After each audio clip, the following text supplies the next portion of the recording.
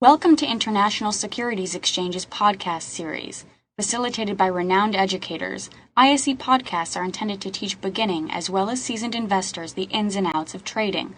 To find an updated list of podcasts, please visit www.ise.com/podcasts. Please be sure to listen to our important message following this episode regarding the risks of investing in exchange-traded options. And as we said, we've been wrong many times before trying to forecast or guess risk hitting China.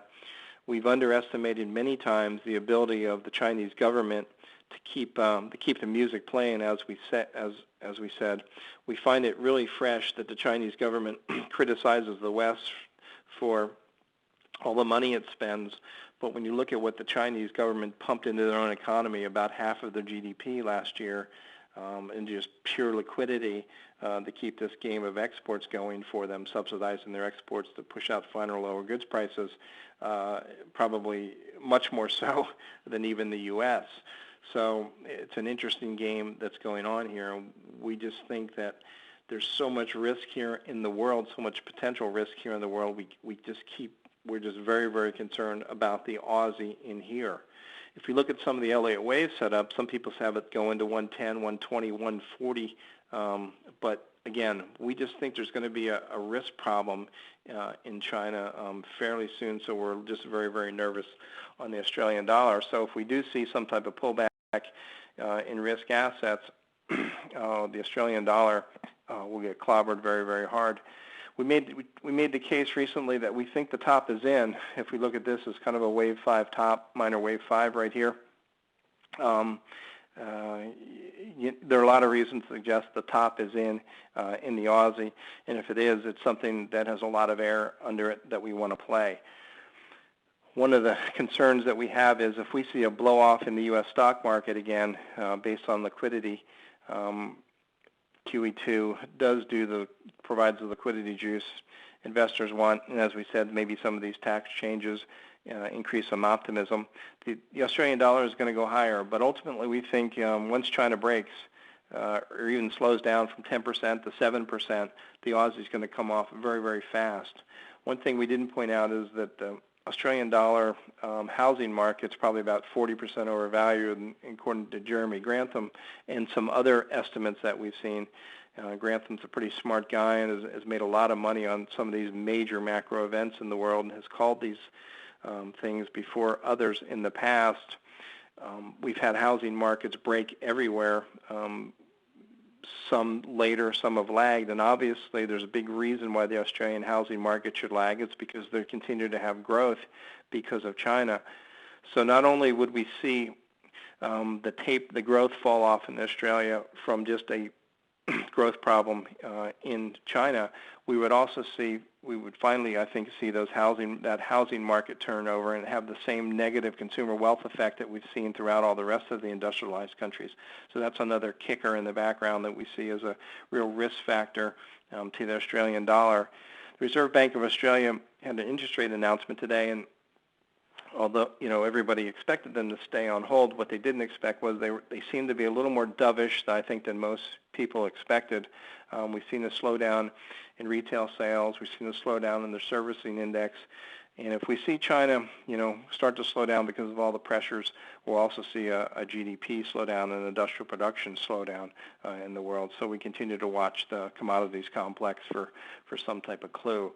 So we're kind of on the fence in Australian dollar. We want to catch it if it breaks because it breaks very, very fast and goes very, very far. And I'd like to give you a yay or nay on that, but the reality is we can't.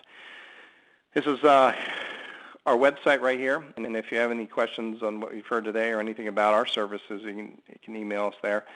We offer Currency Professional as our subscription service. It's $99 a month, $995 a year. We have a Currency Investor monthly service that's only $49 a year. We do a big monthly global macro view of the world each month in here. If you're part of this service, you get this for free. We're just cranking up our managed money program. We started with one small account in mid-August, and it's starting to build nicely. And we're registered CTAs with the NFA, CFTC. And we have our free currency that you can sign up and get at our site, where John Ross and I kind of make a comment on the global macro environment that's going on in the world that we think can have an impact on currencies, either immediate or longer term. And that's it, Steve, and I'll pass it over to you.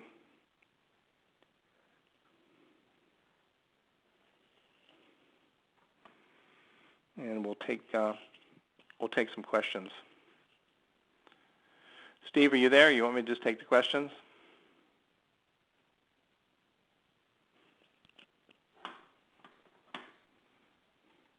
Steve. I guess Steve is having some technical difficulties, as they say. I'll go ahead and get started on the questions.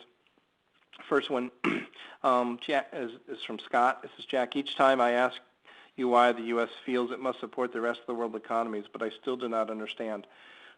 It's a good question, and one of the reasons they feel they have to do it, I'm not sure it's the best thing for the U.S., but because of the fact that the U.S. dollar is the world reserve currency, and it's held in large proportions, 60-65% range of all reserves are denominated in U.S. dollars. The dollar really is the de facto monetary system for the world. Most all the commodities are still invoiced in dollars. Most all major capital flows across borders, most of them are invoiced in dollars. Because of that, the Fed sees itself, and rightfully so, it basically is a de facto central bank for the world because they control the world reserve currency. So this is why they think they have, because of increased globalization and the wealth of companies in the U.S. driven so much by offshore growth, more and more the Fed believes it needs to fund other countries through this liquidity process in order to keep global growth alive, as opposed to worrying primarily about the U.S.